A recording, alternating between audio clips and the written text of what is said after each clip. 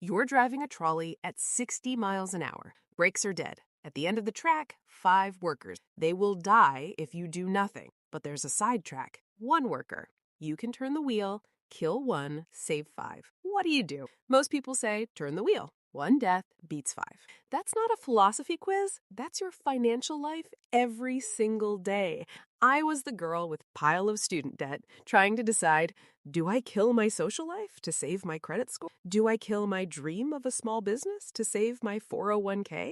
Do I kill my peace of mind to save my marriage's bank account? And the financial industry, they loved that you're confused because a confused person makes bad emotional choices and they profit. Today, I'm going to show you the real trolley problem of money and why the answer most experts give will keep you broke forever.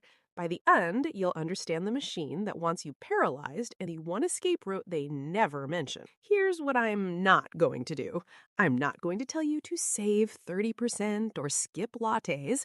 I'm not going to sell you a 40-year index fund plan. Instead, I'm going to walk you through 2 real moral dilemmas, one from a Harvard classroom, one from a lifeboat in the 1800s, and show you exactly how they mirror why you feel trapped between paying debt and investing, why banks and brokerages design products to force a lose-lose choice, and the one uncomfortable truth that flips the whole game.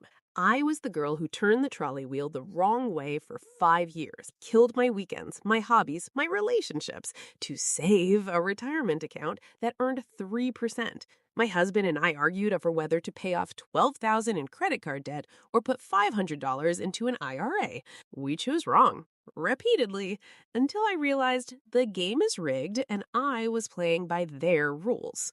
Let's go back to the trolley. 5 workers on 1 track. That's your 5 financial obligations. Rent, car payment, minimum debt, groceries, and that emergency fund you never build. 1 worker on the side track. That's your 1 luxury.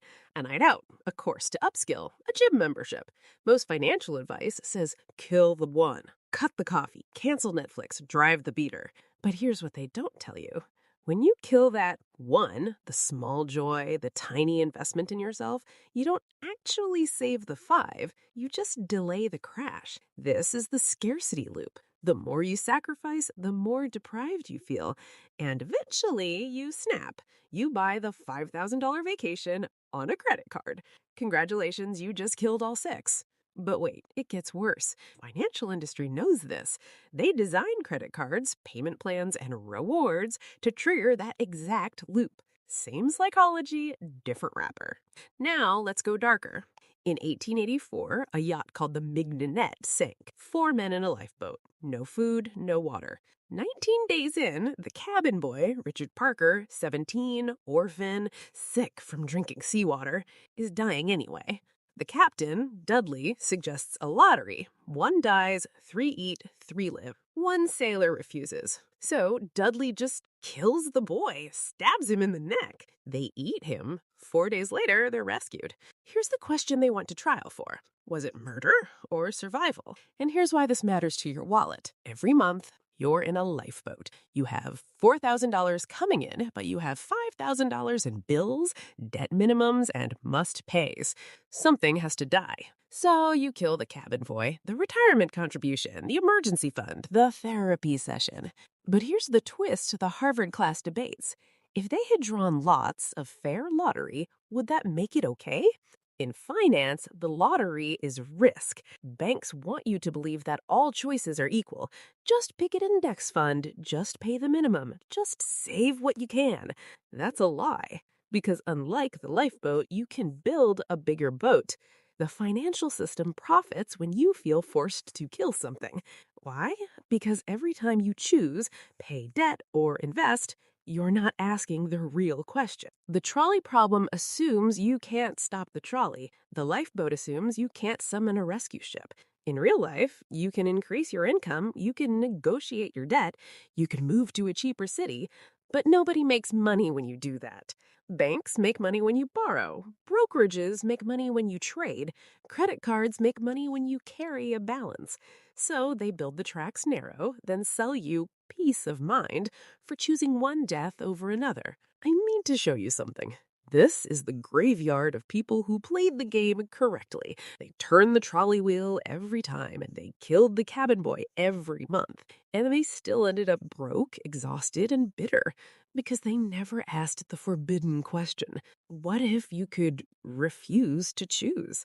Coming up, the third track they don't want you to see. Here's the truth they hide. You don't have to kill anyone. You just have to change the game. Step 1. Stop accepting the 2 tracks as given. If your budget has a trolley problem every month, your income is too low, or your expenses are too high, and neither gets fixed by choosing better.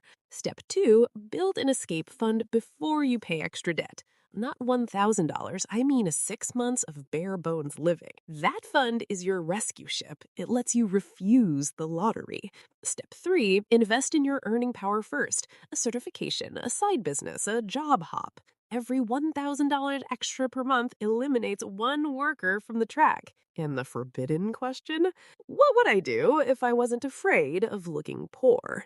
Because the real reason you're stuck in these dilemmas isn't math, it's shame. You're afraid to drive the beater. You're afraid to say, I can't afford that. You're afraid to look like the cabin boy. But here's the kicker. The moment you stop caring about looking rich, you stop being the one who gets eaten. So here's what I want you to do. Comment below one financial trolley problem you're facing right now. Mortgage versus investing, student loan versus emergency fund. I read every single one.